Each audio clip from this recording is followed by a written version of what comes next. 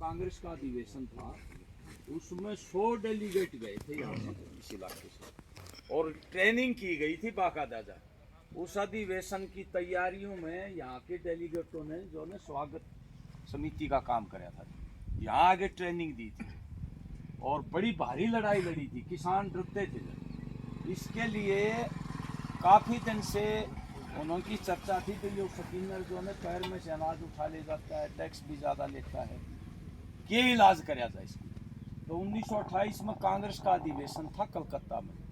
चौधरी लाजपत राय को लेके पंडित नेकीराम शर्मा गए, पटेल से बात करी, अलग बैठ की। बोला जी आप हमें अनुभव बताओ, हमारे इलाके में भी ऐसे ऐसे मुजारे हैं, बहुत ज़्यादा किसान है, वो जो अंग्रेज जागीरदार हैं सकीनर बंधु और कर्नल थे जो ब्रिटिश आर्मी में, वो बहुत तंग करते हैं। तो उन्होंने कहा तुम शुरू करो आंदोलन, आंदोलन शुरू करोगे, लड़ाई में ही भय निकलेगा किसानों का। डरते बहुत थे, खाने का बहुत डर लगता था। ईद तो पुलिस वाले आप मतलब मान लिया एसपी को भी कह देते हैं जी आप औकात में रहोगे। उस समय तो ये जो है टोपी वाला दिख जाता थी, हाँ टोपी वाला, तो वह लड़ाई लड़ी और उसमें कामयाबी मिली। अंग्रेज जागीरदार पंडित नेकीराम शर्मा से बात करना नहीं चाहते थे, मजबूरी में बात करी किसानों की। गवर्नर आया पंजाब का, रास्ता रोक लिया हुए जो ने, ये जो रोड है अपना मलिकपुर का आगल से, और अकाल पड़ रहा था उस टाइम पे। तब वो जो ने डीसी को कह के गया था, गवर्नर भाई इनसे बात करवाओ, ये किसानों की समस्या है।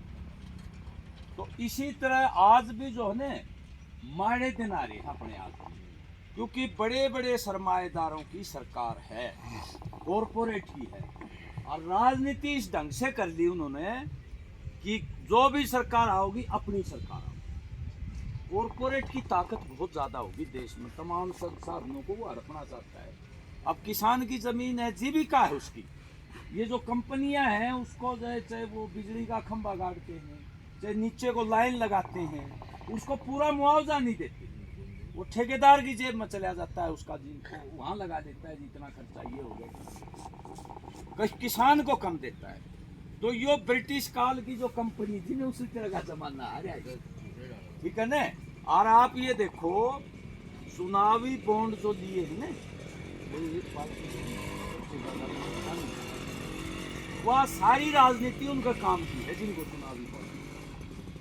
अब मैं यहाँ नाम नहीं लूंगा क्योंकि इस समय नाम लेना भी ठीक नहीं, बड़ा दुश्मन मानना है, बड़ा दुश्मन छोटा दुश्मन का साथ लेना, या कॉरपोरेट परस्त राजनीति मजदूर किसान परस्त नहीं होगी, नहीं इतने दिन नहीं बदलना, यह लड़ाई है। और इस लड़ाई में सबसे ज्यादा चहेती पार्टी है कॉरपोरेट की, आज जो शासन में है वो सबसे ज्यादा है। उसको हराने के लिए ये इंडिया गठबंधन बनाया, सारी पार्टियां इकट्ठी हुई, जनता इकट्ठी हुई है। और ये तो मैं कहता हूँ ये जो चुनाव है ना, ये जो लोकसभा का 18 ये अभूतपूर्व चुनाव है, ये तय करेगा कि देश में प्रजातंत्र बचेगा या तानाशाही। ये बहुत अभूतपूर्व चुनाव है, 77 वाले से भी ज्यादा है ये इस समय।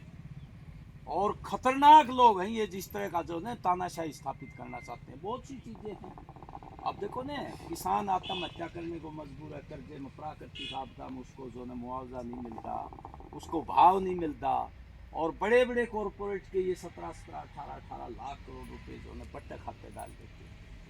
अब पेट्रोल डीजल और ये जो चीज़ें हम खरीदते हैं, गैस, 26 लाख करोड़ के टैक्स दिए हमने पिछले 10 साल में, 26 लाख।